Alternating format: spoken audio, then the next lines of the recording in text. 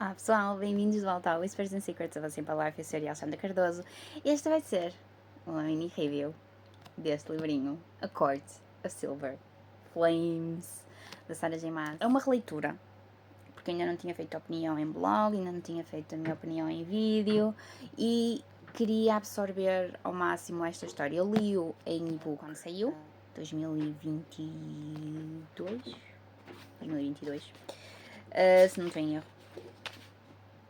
E 2021, porque entretanto têm saído os Crescent City. Mas depois acabei, como tenho a minha coleçãozinha ali, como podem ver, acabei por adquirir em paperback, que era para ficar igual aos outros, porque os únicos que eu estou a comprar em hardback é os Crescent City, porque adoro as capas e nem sempre as capas do paperback são giras, não é?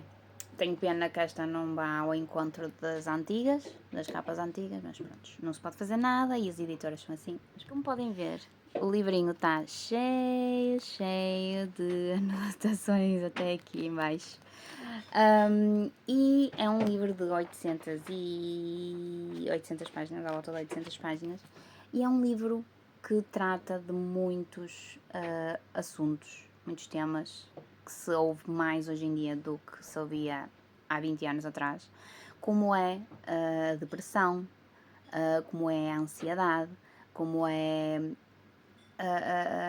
os traumas que acontecem, que nem sempre as pessoas falam. Quando há um trauma qualquer, nem sempre as pessoas falam sobre os seus traumas. E neste caso, apesar de nós já termos tido um bocadinho disso ao longo dos outros livros do ACOTAR, principalmente tendo em conta os traumas da Feyre, neste caso temos a Nesta, que eu sempre achei que ela fosse uma personagem arrogante, convencida, mas que neste livro dá-nos a noção do porquê dela ser assim. Não só porque ela se sente magoada pela incapacidade do pai de se reerguer após a perda da sua fortuna e de as ajudar, mas também porque elas são 3 raparigas e de repente o pai vê-se sem, entre aspas, ajuda do que é a sociedade, sem a ajuda de um filho homem, por exemplo, não é? Porque na sociedade em que elas vivem humanas, mas até mesmo na sociedade Fey, elas não podem fazer muito mais a não ser casar. É a única coisa que elas podem fazer para ajudar à fortuna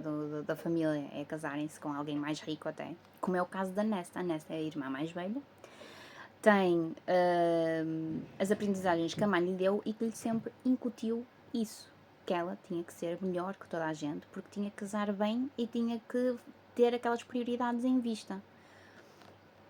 É claro que isso faz com que a Nesta tenha um grande orgulho nela própria, mas depois, quando o pai perde a fortuna, eles perdem os apoios, perdem o que é suposto ser o melhor para ela, e depois ela vê a Feyre a ser de alguma forma melhor que ela, porque estava preparada para ir caçar e ajudar a família a alimentar-se, pelo menos.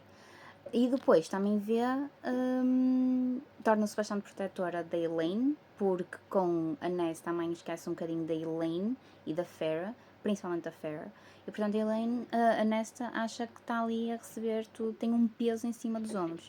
O que de alguma forma me identifica um bocadinho com ela, porque é como eu já tenho visto vários reels, várias coisas de psicologia, que que as filhas mais velhas têm sempre um peso nos ombros, que por muito que nós não estejamos numa sociedade medieval, de alguma forma acaba por ser, porque toda a gente acha que elas vão ter a resposta para tudo.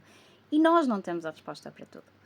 Por isso, e depois com o trauma de ser enfiada no caldeirão à força, vê-se que ela retirou qualquer coisa do caldeirão, vê-se que ela tem algum poder que ainda não se sabe muito bem o que é, e que se descobre aqui e que ela de alguma forma faz um scrying para encontrar o Dread Trove, que são 3 objetos de grande poder, em que um deles é a máscara, é uma coroa, é uma harpa.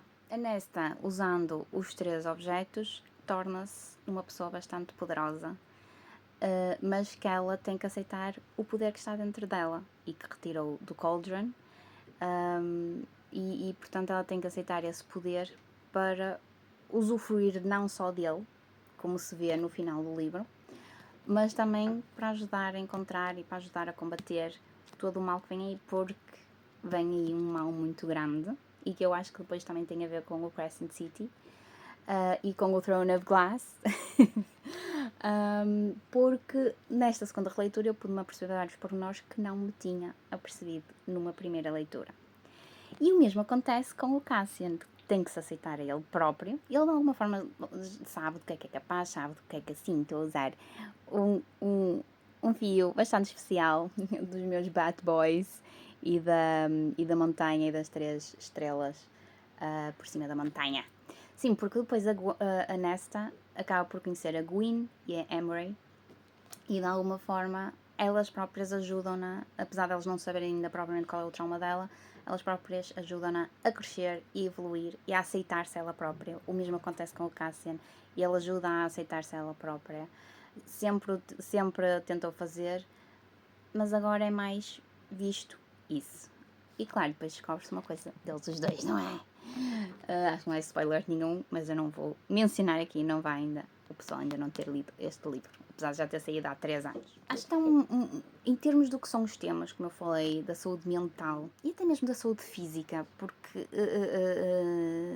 o exercitar-se ajuda muito à saúde mental, ajuda-nos a abstrair um bocadinho os nossos próprios pensamentos, daquilo que são, e a percebermos daquilo que somos capazes ou não. E eu própria, pessoalmente, entendo perfeitamente disso depois do que aconteceu no início do ano. Eu acho que a Sarah J. Maas consegue colocar tantas lições nos seus livros, e neste principalmente, que nós, leitores, de fantasia ou não, nem nos apercebemos que estamos a aprender com isso.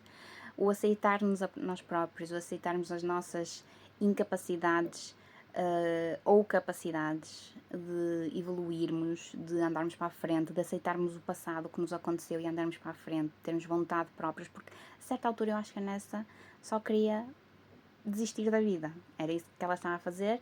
Se desistir era em termos de morte ou não, está para saber, mas isso foi o que eu senti aí, na primeira metade do livro.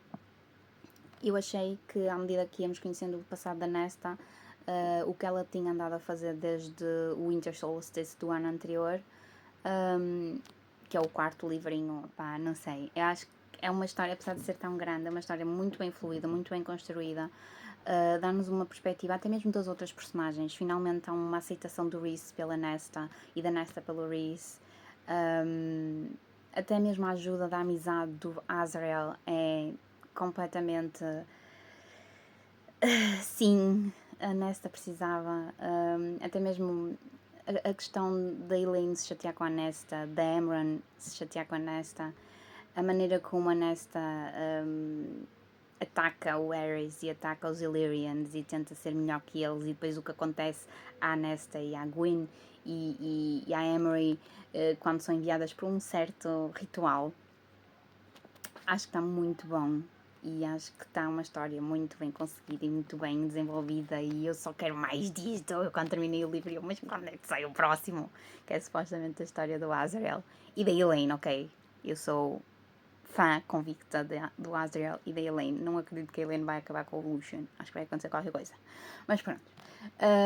Isto já está a ficar uma review muito grande, porque realmente é um livro que merece ser falado e que a fantasia não é só fantasia, ok? Há muitas aprendizagens. Por isso, se já leram um livro, deixem o vosso comentário em baixo. Se ainda não leram, do que é que estão à espera. E até à próxima. Tchau!